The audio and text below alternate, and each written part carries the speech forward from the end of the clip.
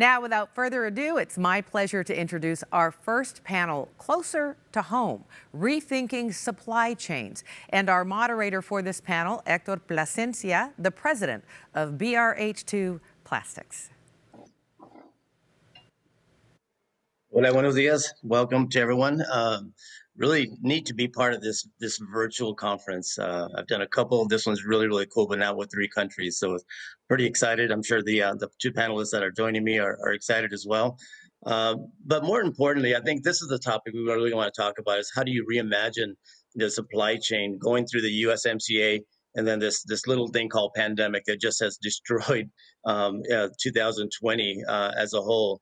It's been a challenge over the last couple of years, quite frankly, with trade wars going on with with all of Asia. I shouldn't say just China, but with all of Asia, and how it's forced companies to go back and forth and look at the way they're doing and sourcing just supplies in general. My company, BRH2 Plastics, we're Arizona based from an office perspective, but we're actually a factory in Hermosillo, Sonora. We have about 170 employees, and we really rely on supplies and materials excuse me, that come from Asia. And so now we've had to reimagine as well. And how do we go back and rethink, excuse me, and resource our raw material base? So it's been a challenge for a lot of companies. It's also been a great opportunity for a lot of companies if you can capitalize on it. And so without further ado, I'm going to actually introduce the 2 gentlemen. The first one is Fabian Valenzuela. He's the president of Label and Printing Solutions. He's the sales and procurement manager of Etiquetas y Impresiones de Mexico.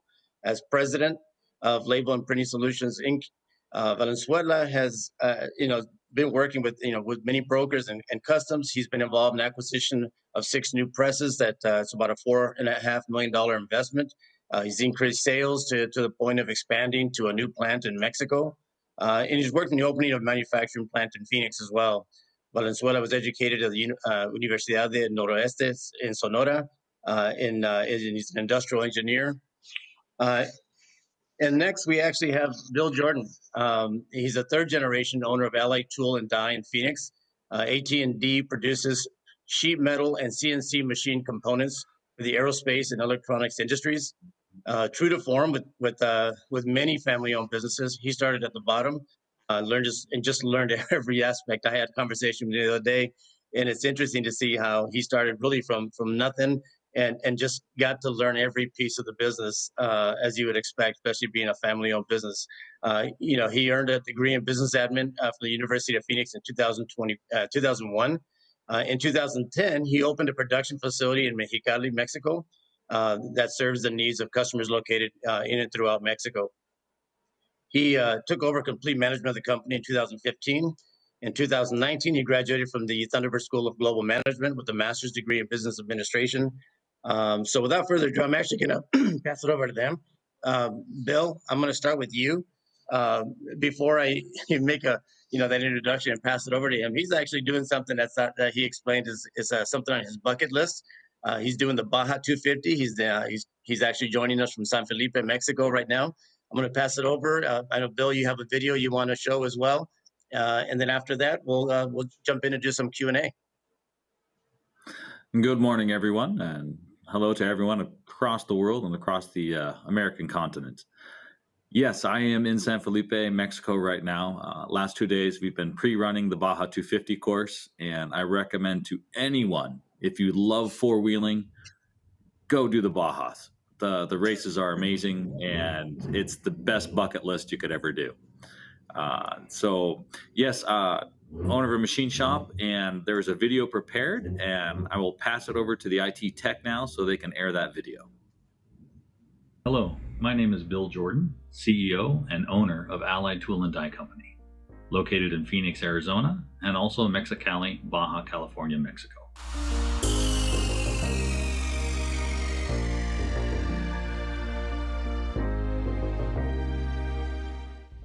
Our company has been in business for 70 years. It is family owned, and I am a proud 3rd-generation owner. My grandfather started it to serve the aerospace industry growing in Arizona.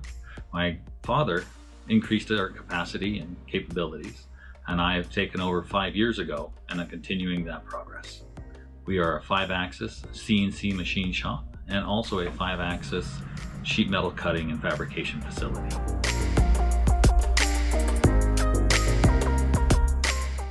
About 20 years ago, our main customer, a Tier 1 supplier in the aerospace industry, asked us to support them in opening a shop in Mexico. It took about a decade before we finally made the plunge, and we opened a shop in Mexicali, Mexico to, make parts for them. It was an interesting and has been a very interesting journey ever since then. As you get into cross-border trade, there's a lot of advantages to be had being in different regions. One of the advantages, of course, in Mexico is the low cost of labor.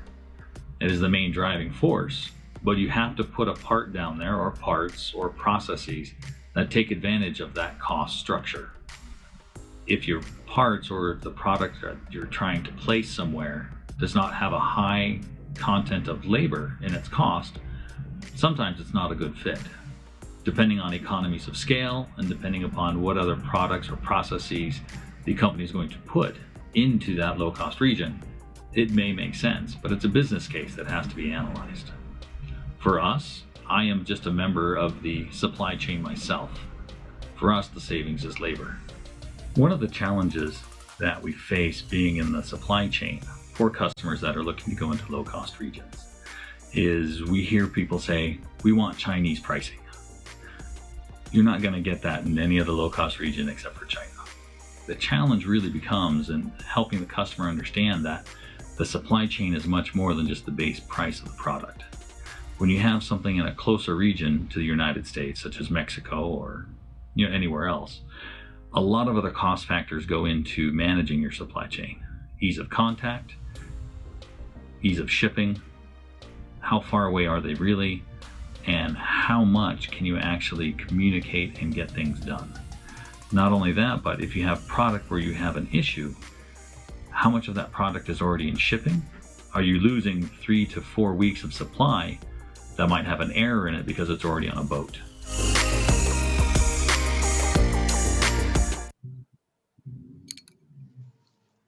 Thank you, Video, IT, Bill. for the video, and thank you to the Phoenix sister cities for helping me produce that video. It was much needed. I am not that technically savvy. And I will pass the time back over to Hector.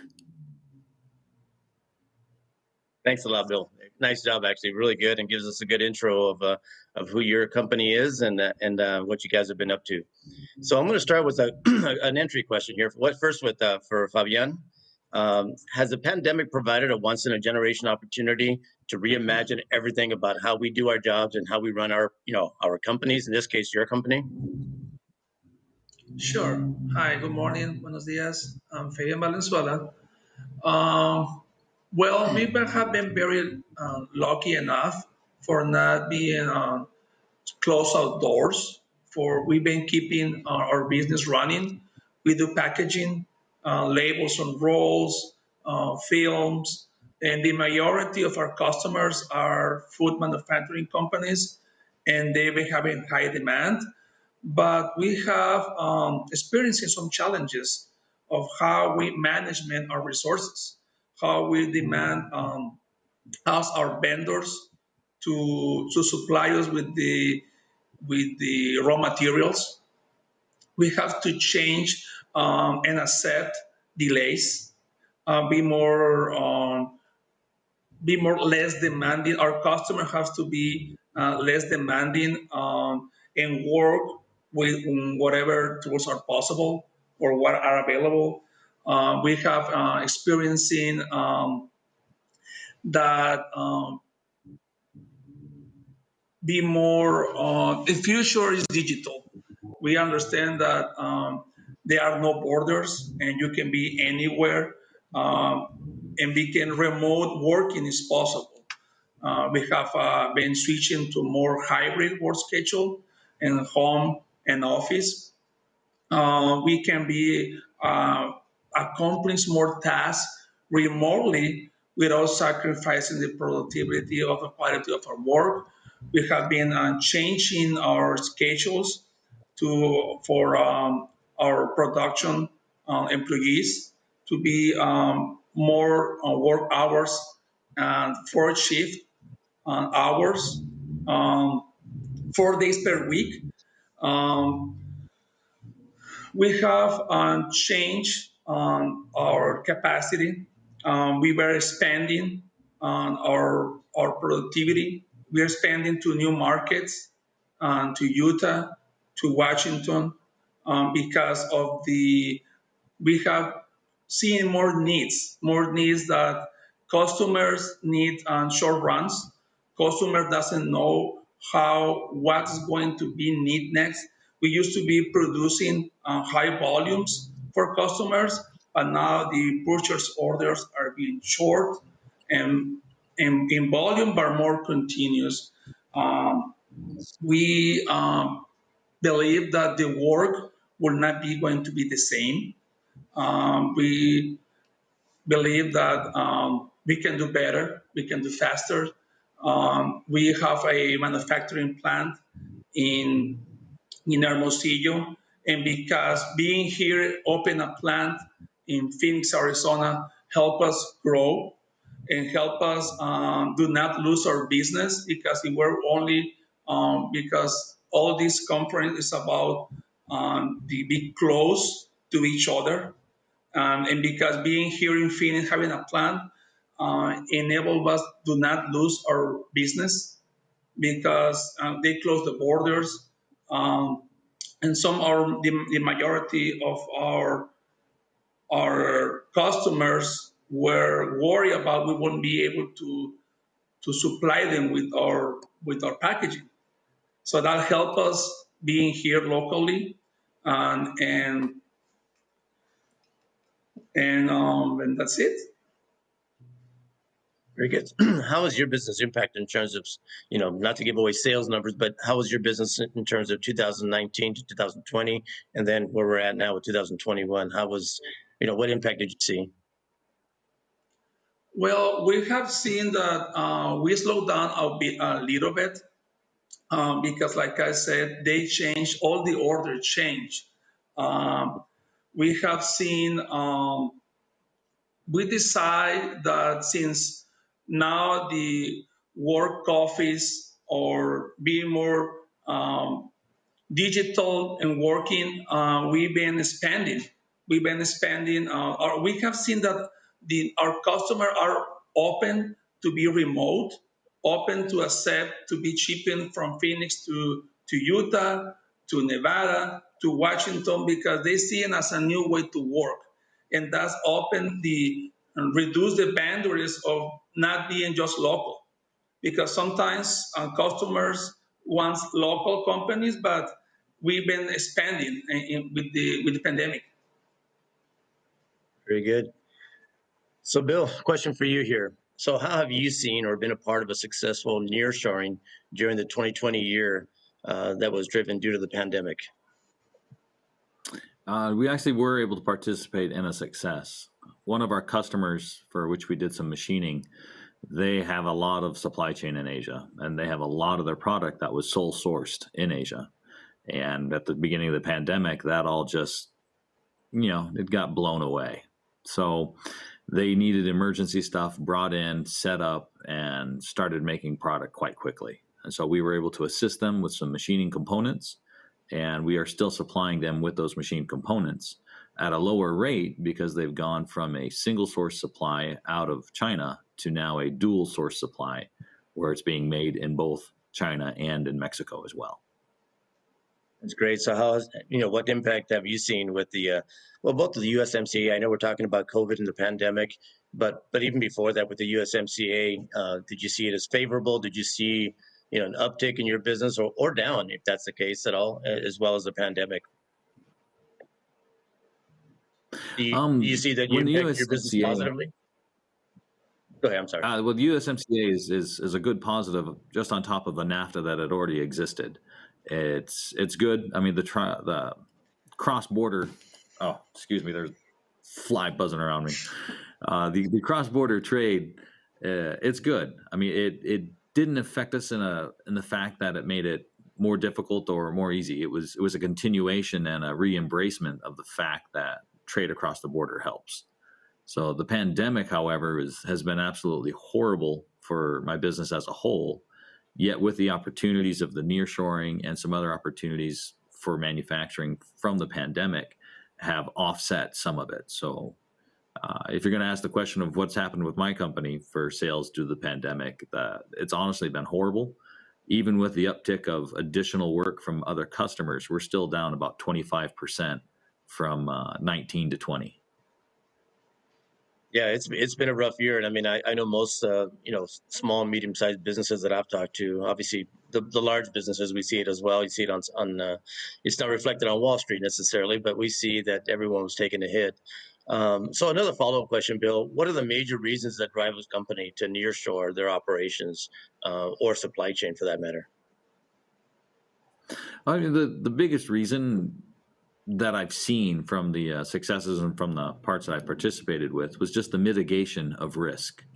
You have risk of interruptions. You've got the risk of what happens to if you only have a sole source. So risk mitigation is the number one. Also, it's just less time required to do things.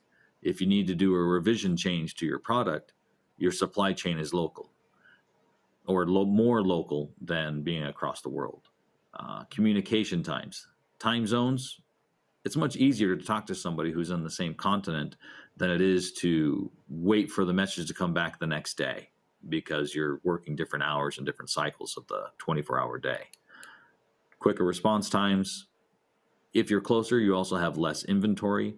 That's just not in shipping time, but also in the value of the money you have put out there.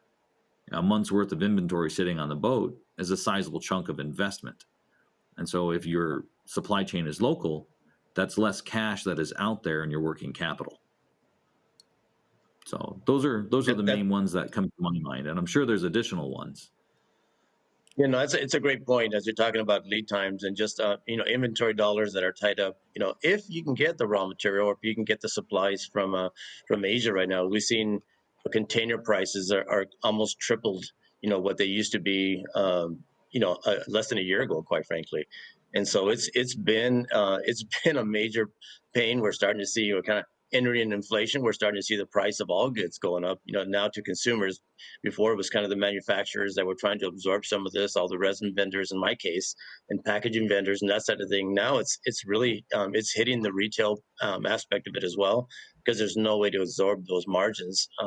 That quite frankly the supply chain, I don't want to say it's broken, but it certainly has been scarred. There's no doubt about it. Fabian, so how has the pandemic changed the way you purchase your raw materials, if at all, in receiving POs, from customers? But more important, I think in this case, the supply chain, the raw materials. How has it affected your business? Well, what we did since we opened here, we've been benefit because now we have a manufacturing plant here in Phoenix, Arizona. We were able to combine our volumes from the Mexico plant to the in the Phoenix plant. So what happened is we were able to reach better pricing. I can call we are very fortunate on having that because now our suppliers are not supplying a foreign company. They are supplying an American company. Our terms have been larger. Instead of being just net 30 days, now we can go to 90 days. And the supply, we have to do a better management because sometimes it's not available and the delays are present. We have to be, like Bill said, shorter orders and be more precisely and have a better management of our raw materials because you don't know by the time you're going to order more, they're going to be available. So, and also explain our customers that order what they need because they want it really fast. They want it so much, but they are not going. It doesn't be smart to be sitting like at the toilet paper effect. Just going to be ordering just to have it, just to protect ourselves. And we have to share all the resources that we have, the materials, with all of our customers. Yeah, it's been an interesting dynamic. I know in my business, again, we do plastic injection molding, so we do some automotive, we do some stuff for Procter and Gamble, we do some stuff for a lot of baby products, and what we're seeing now is that I've seen a lot of customers that typically always consider China or Asia in general, you know, top of mind, right? You think of manufacturing, or you think of factory work or fabrication, right away your mind kind of takes you to China or to Asia. And now I certainly see, Mexico very much is in the consideration space. In my case, our business is quite frankly doubled from March of 2020. So the pandemic, while it's been great in one hand in terms of, the demand was there from clients saying, hey, we typically been getting stuff from China. We want to start looking at your factory, in this case, my factory, BRHG, to make some stuff for them. It's been great, but it's also been broken on the back end, trying to struggle and try to get the raw materials when that supply chain was quite frankly scarred. Had to scramble and look at within country, within Mexico, and looking at the U.S. So it's been great for me. We've shifted the way we purchase our raw materials, and again, it's just an interesting dynamic that's going on. And I want to see if either one of you guys have some advice, and hear from both of you really advice on what advice do you have for a small medium-sized business that perhaps is doing business, even if it's just a Phoenix company or a Calgary company or an Hermosillo company, on how they look at their raw materials, and have they forced them to reimagine or reconsider. Bill, I'll let you go first. So, advice I would give to a small company on considering expanding out your supply chain. Number one, it's a business case. You've got to look at it and you quantify what is the cost of the risk of the supply chain as it is right now versus what is the cost of expanding to get supply chain into other places. Do the research. It's going out and going and visiting. I always think that an in-person visit, even though we're in a pandemic, makes it difficult. But going and looking and seeing that the supplier can actually do what you need them to do, and just talking and communication. Just be open to what is your requirements, what are your needs, and then seeing that they can supply it, doing the sample runs. Be willing to put the money out there to say, this is a sample run, continue your supply chain where it's at currently, and then see how it works. It's going to take an investment to put the risk out there to get the sample run, but what's the risk of not getting your supply at all? Absolutely. Valid point. Fabian, how about for you? Any advice that you would have a company, kind of considering their raw material, where they're getting, what vendors they're purchasing from, and trying to kind of diversify that as well? Yeah, what I feel, we feel the company that more than ever, since the China supply is short, difficult, more expensive, there is an opportunity. Buyers are open to hear you. They are looking for options. They are looking for local.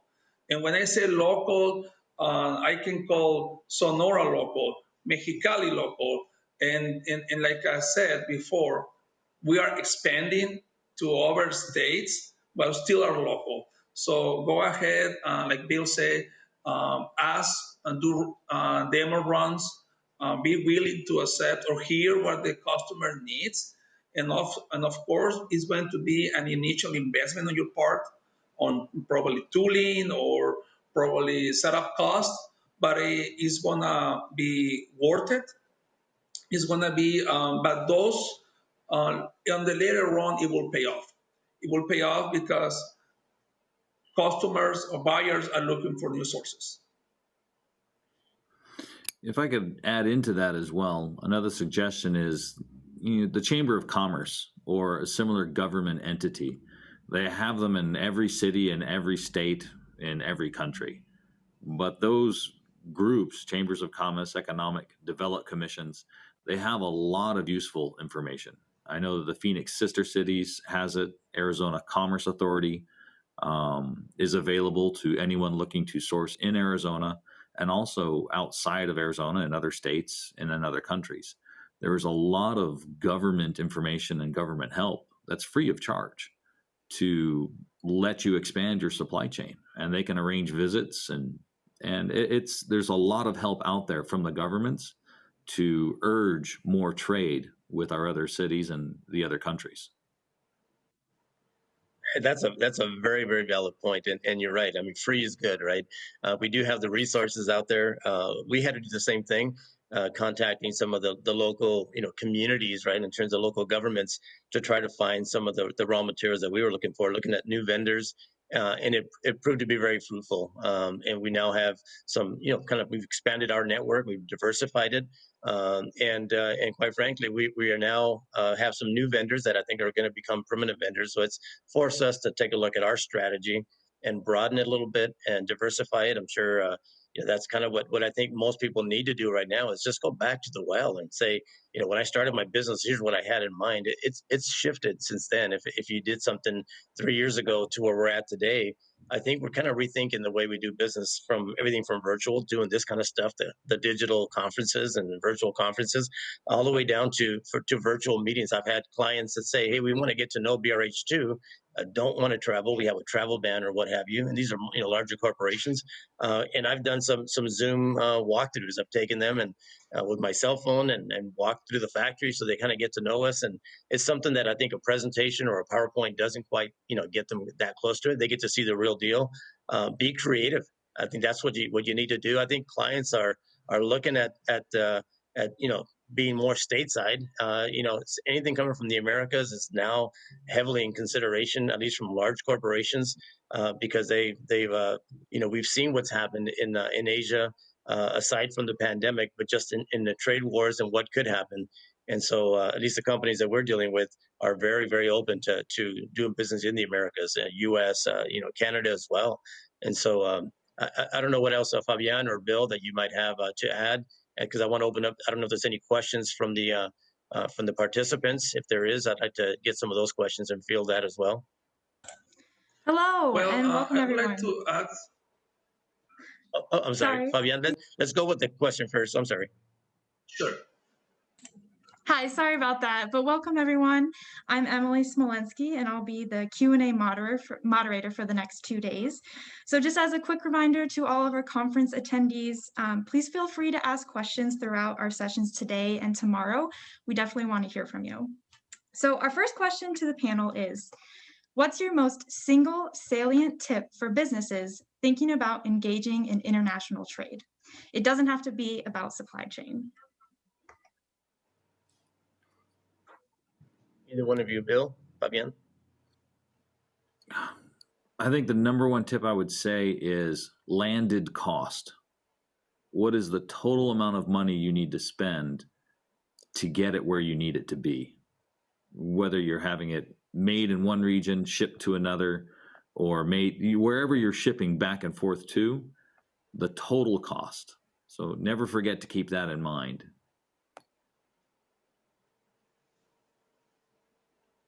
Fabian, you have something to add to that as well, or?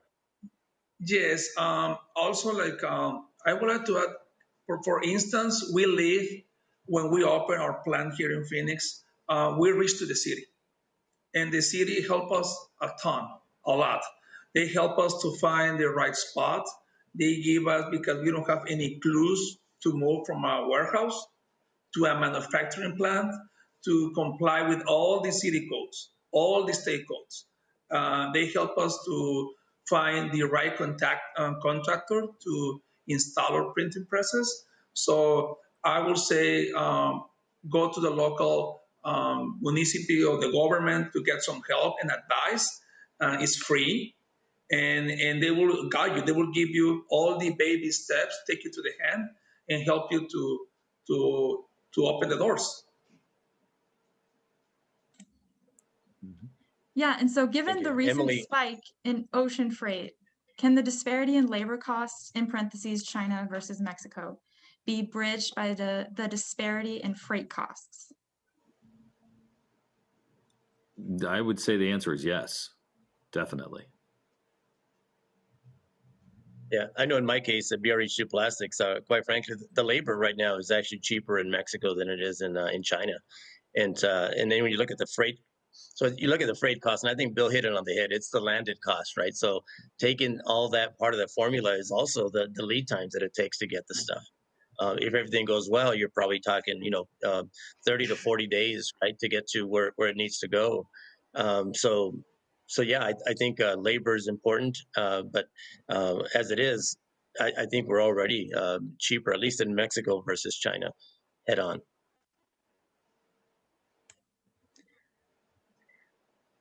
Yeah, and I would like to add that China cannot do everything. And there is nothing more expensive than what you don't have. And we're presenting that shorter runs and to be able to deliver faster to the customers because they are demanding so many different SKUs and items than before. So we will have to be able to react faster. And the only way is to do it being closer by to the end customer. And then Hector, in response to you, is that even true considering Mexico's labor reform? Yes, it really is. Again, when you look at it just from a pure hourly or for salary per day, as an example, the reform is interesting, right? With this, getting away with the third party type situation that they're trying to get to. But yes, it actually is cheaper, per person per hour per day than China rates in terms of labor. And with experiencing increased significant lead time in raw materials as well as increased cost, is that consistent with Mexico?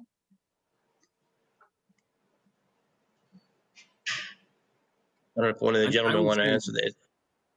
I would say yes. If it's tough to buy steel or stainless steel sheets in the U.S., it's tough to buy it in Mexico as well. Sourcing raw material is going to be pretty much your driving lead time for a lot of different products, no matter where you're going to have it manufactured or where your supplier is based. If the raw materials that we all use become more difficult to find, that's going to affect everyone everywhere. But the point from manufacturer to delivery, that is where going local will really win every single time.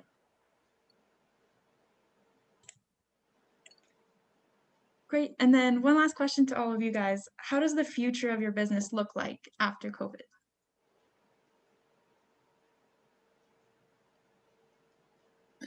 Fabian, I guess I'll go first. start? I can't Okay, wait for either one. people to start flying again. I want people in the air. I want them flying on planes so that my customers will start wanting the bulk of what I have produced in the past again. And for us, expanding to new markets. And we have experiences increases in our raw materials, but our of the packaging is changing. Now smaller packages are being available. Used to be bigger package, now small package, and we are able to provide small runs. Sometimes the bigger suppliers or China suppliers, they cannot do that. Sample running, they are very expensive. And so that's been opportunities for us to be able to produce a short amount of runs.